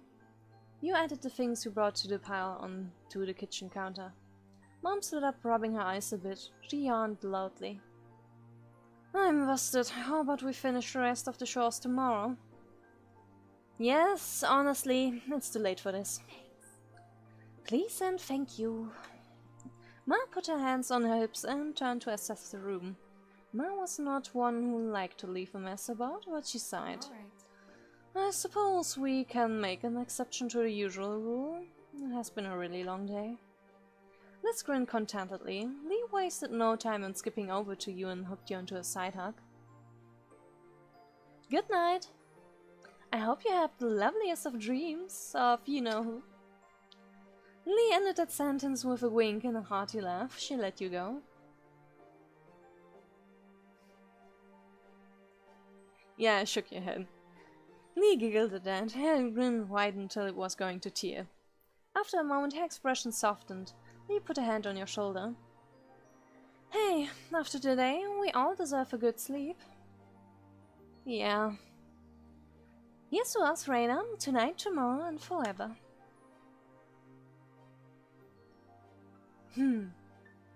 See. Yeah, here's to us. Lee stretched out her arms high over her head. She yawned loudly and looked at you with tired eyes. I think that's my cue to head to bed. Bye. I think so too. Have fun sharing the room with Liz.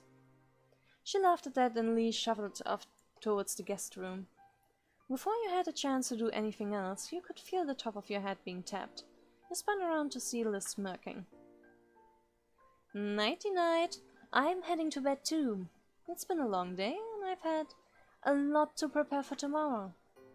Exhaling, you automatically started fixing the back of your hair. When Liz didn't immediately walk back, you smiled softly at her. Everything okay? Her gaze moved away, and you knew she had more to say. You waited patiently for Liz to compose her thoughts. It's been a good summer. It was nice to come back home.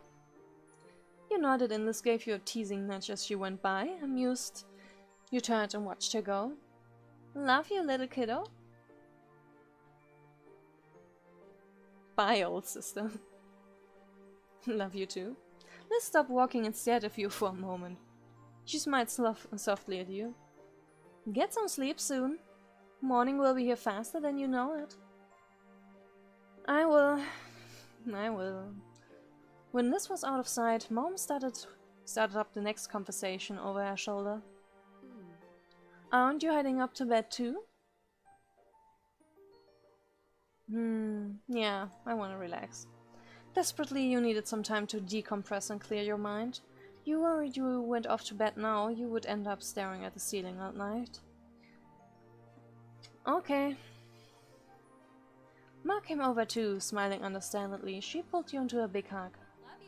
Alright, you do what you need to do. I love you.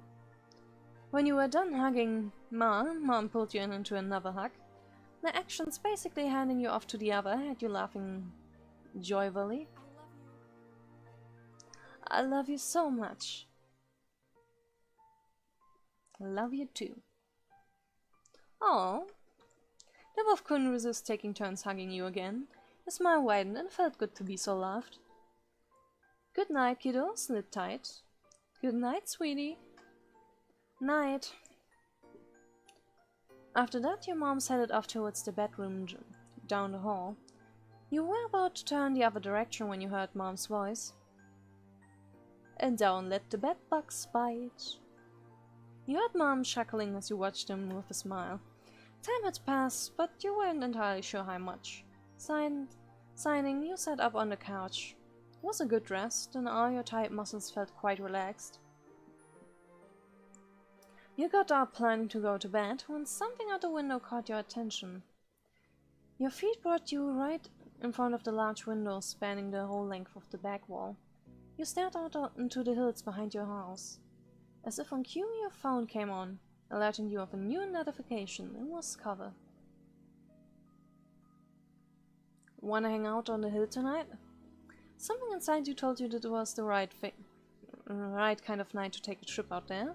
You sent him back a very quick message. Yeah. Heart emoji.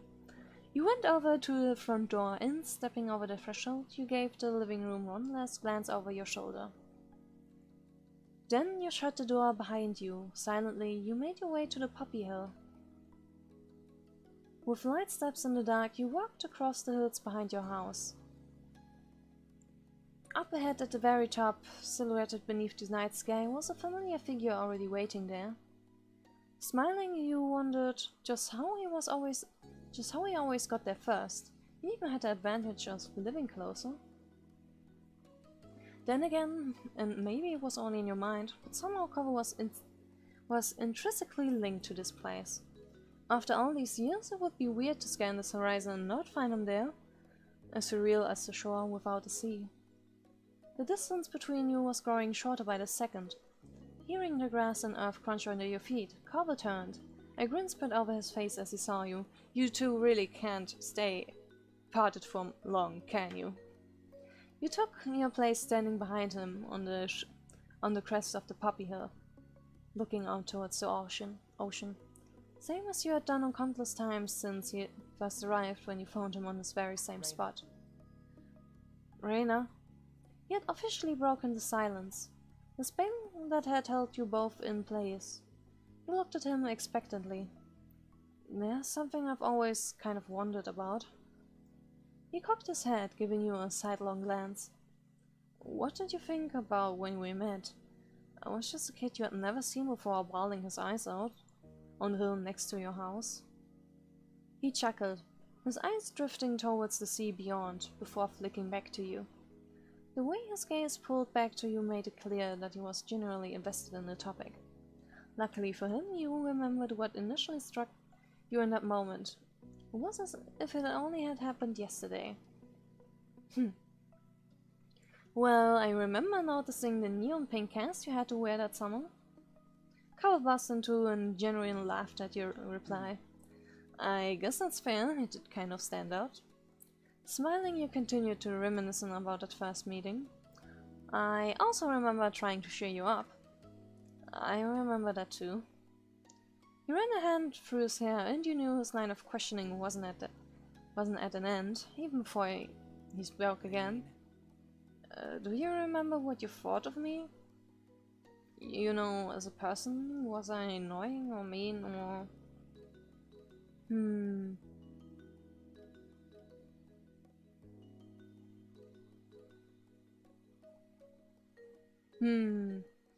I guess this is the most closest.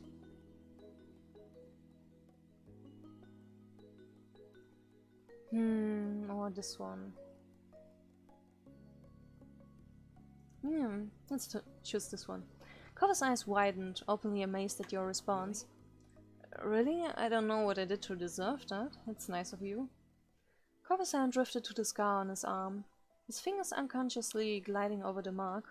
It was much less noticeable than it had been when the neon pink cast had first come off, shrunken gradually over the years as his body healed, then daft in comparison to his growing body. Still, his fingers came back to it without thinking. He gave a half smile, not meeting your eyes. I feel bad now. The thoughts I had were, well, considering what you were thinking, I came across a lot worse of a kid. You didn't like me? No. No, it definitely wasn't that. Cover lifted his head up, finally committing to meet your eyes fully once more. I remember you that day. I remember it really well. I don't think I would ever be able to forget. I can picture the way you looked back when we first saw you standing right there. I still know the expression on your face when you chose to sit with me in the grass. He chuckled derisively, interrupting his own monologue.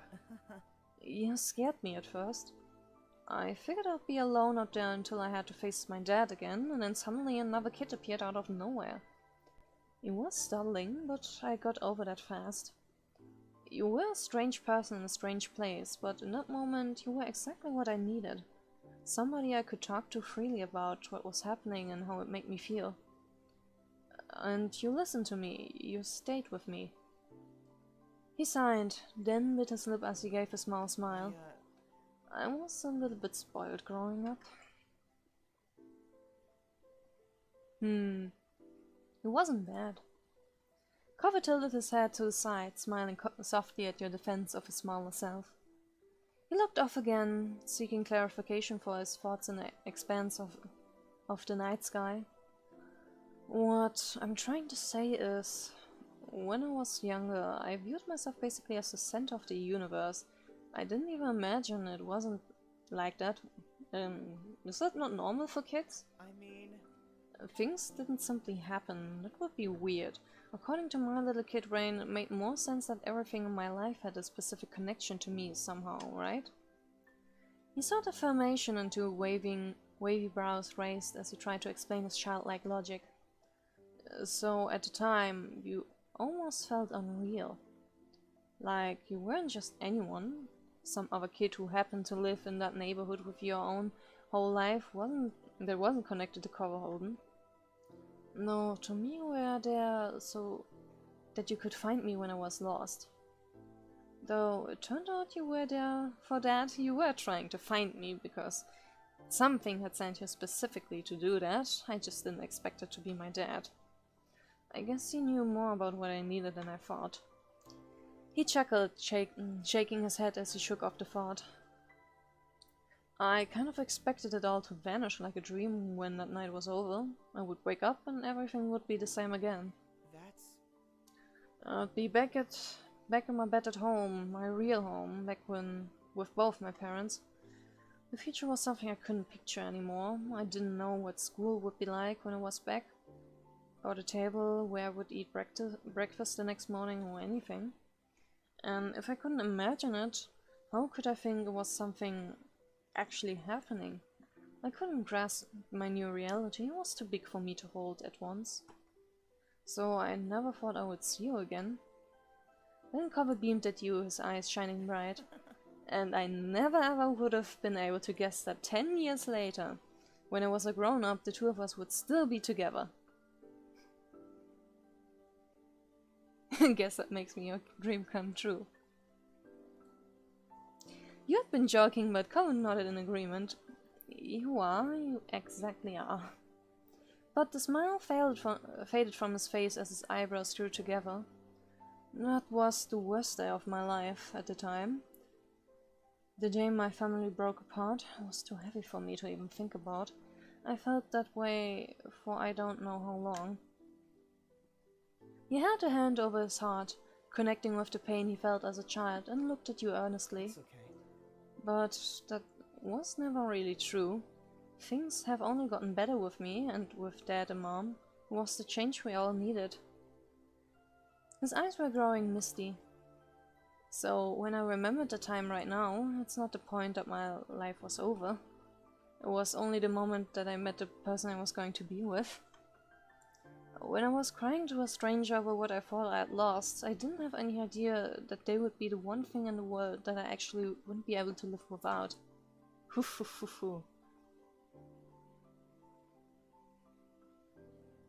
I would never want to lose you. You won't.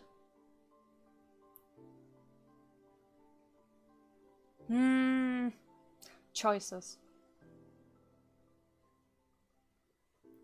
I think this deserves a nice pat of the head. His locks were soft beneath your fingers. Cover grinned and did the same to you. Cover sighed contentedly. His voice was as delicate as the petals on the poppies which crowned his hill. Hey, Rina. I'm so grateful you always choose me. You didn't even know what to say back to that. His heartfelt appreciation left you speechless. He tilted his head up, thoughts lost in the sparse clouds above. I wonder how late it is. I guess it doesn't really matter. My dad is fine with me being out whenever.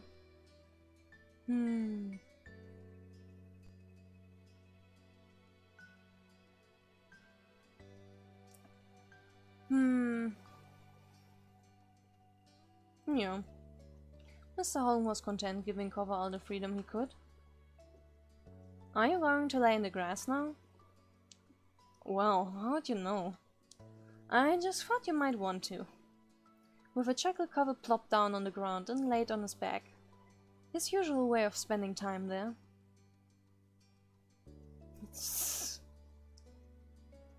Why?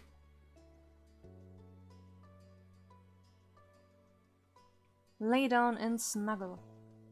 You lowered yourself against Cover's side in the grass and rubbed your arm around over his chest.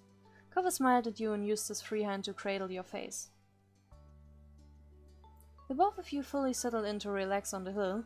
It felt like just the beginning of one of your nightly outings. But then you realized the sun was peeking out over the horizon. Oh, good lord. Cover spoke up in a disbelieving tone. It really was late. Your neighbor wasn't a stranger to being awake at dawn. However, not like this. He was normally an early sleeper, early riser. This unexpected sunrise, particularly autumn, the two of you watched on silently as the sun began to lighten the world. Cover then propped himself up on the backs of his arms and looked at you with a soft expression on his face. Do you want to go back home? I could carry you if you're too tired. You shook your head. You couldn't resist a yawn, but you were serious. It couldn't be time to go already. Cover chuckled affectionately and gripped you a little more. Okay, but it's been a long day. We've done a lot of things. Like, really a lot. It has to end sometime. Does it really have to end? Yeah, I don't think there's anything either of us can do about that one. But we can stay if you want to. Cover smiled brightly at you, as warm as the new rays of sun that were tickling your skin. In that moment, you couldn't have appreciated him being there more.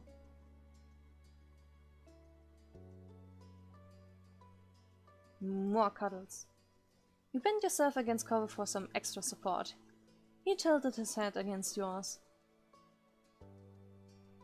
My favorite neighbor. Well, I sure would hope so. Good morning. He gave you a bent smile and went for the opposite sentiment. Good night, Rina. The two of you remained together on that familiar poppy hill where you first met until the world began to fade and blur. You were falling asleep. A few more gentle words drifted into your consciousness. See you tomorrow. I'll see you tomorrow. Your eyelids dripped, but you felt good. You were safe and relaxed. Everything that had come before this had reassured you of that. You were confident that you were opening them again. You were confident that when you opened them again, things would be okay. You opened your eyes. Instead of the walls of your room, you were surrounded by open sky. It was not soft pillows or sheets beneath you, but the bed of earth and grass that you had taken last night. The day welcomed you with a shining sun, a refreshing breeze, and the chirping song of birds. You cupped your face with your hand as you sat up, feeling the imprint of the blades of grass leaving lines on your cheeks. Rina. Hearing your name, you lowered your hand and looked around. There was your most influential neighbor, Coverholden. I can't help but laugh. This is a very nice CG, but it's also kind of funny. He made himself very comfortable, laying on his stomach with jewelry and shoes taken off and a flower in his hand. Good morning. Morning.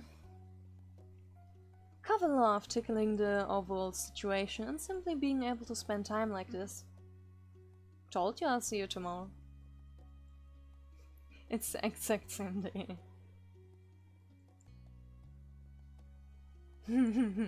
It's a pretty safe bet, we see each other nearly every day. So? Smiling, you shrugged your shoulders and left Cover to his victory. Cover turned his head up to the sky, his expression content. Looks like it's gonna be a nice day. We'll have to come up with something to do to make the most of it. He trailed off, blinking slowly in the sunlight. Someday, when we're even older than we are now, I wonder what we'll end up remembering this moment for. What will we feel when we look back at it? Will it be the same as what we're feeling right now? It's nice. I can't see what the future is gonna look like again, but I think that's alright. I don't know. Cover looked back at you, nodding full agreement. He eyed the hills sprawling out before you and down below, where the wild hills in nature gave way to civilization. Your home in Covers lay down at the bottom, nearly filed along the other houses in the neighborhood. Hey, Rina, I bet I can beat you in getting back to the road. You laughed, amused by the wager that reminded you of so many moments in your home. In your past. As much as I like it here, it's okay if we leave now. We can always come back to see the poppies and the fireflies again, right? Cover met your eyes, waiting for what you were going to say in response.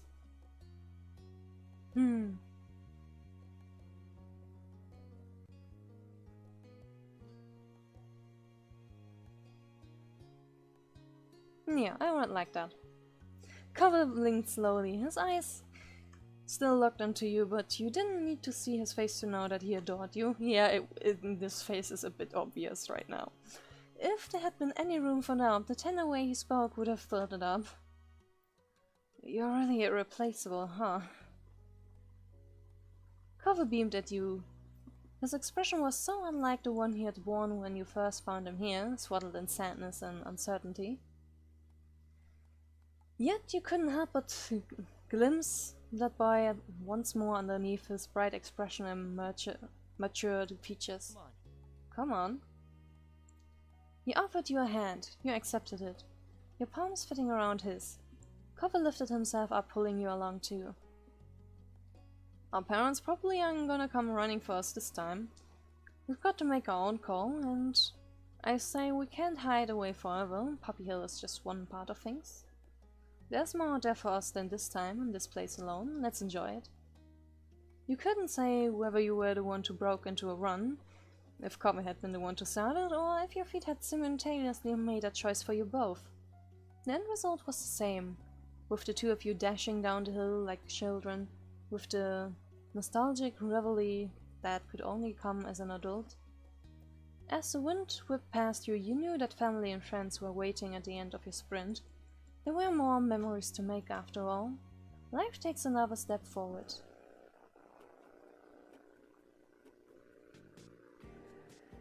This looks like the ending credits. Ending credits.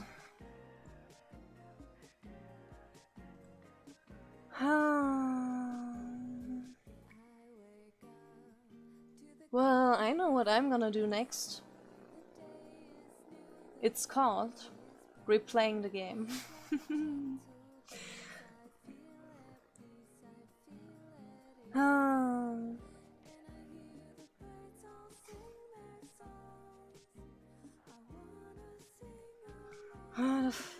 The fourth step really can't start. Most certainly can't come early enough, I must say.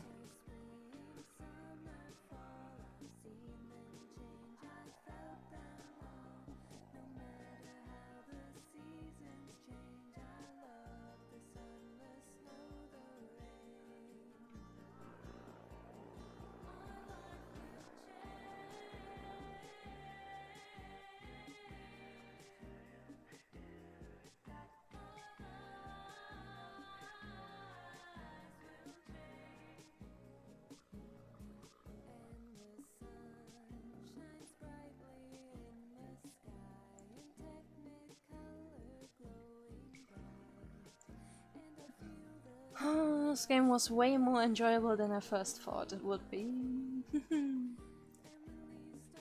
And I already can't wait for our life 2. Can't wait, can't wait. Gotta find a way to use Kickstarter if they do another Kickstarter for our life 2. Definitely want to support it, but god damn it, Kickstarter for only having credit cards. I don't have credit cards yet. No problem. Well, maybe I will have one next year. Then I should be going into the direction of actually earning a lot of money myself. Maybe then I will have a credit card. Or, in other words, a credit card that can actually be used to purchase things online. Not like my stupid card I have right now.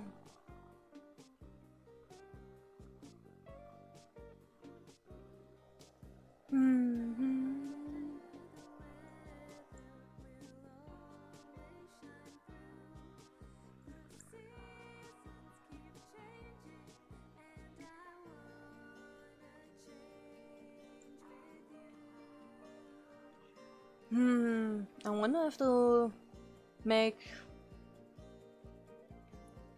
I mean, I've heard, and yeah, I basically saw, I have looked at the Our Life 1 Kickstarter, and they had the reward of having your name being spoken out. Should I do my real name? Would be interesting. But it would probably be super awkward though. But yep, see you again, step 4. Yes. A few months. I will need to wait a few months before I can continue playing. So yeah. Until then, until step 4 is out, this Let's Play will take a pause. So until then, bye!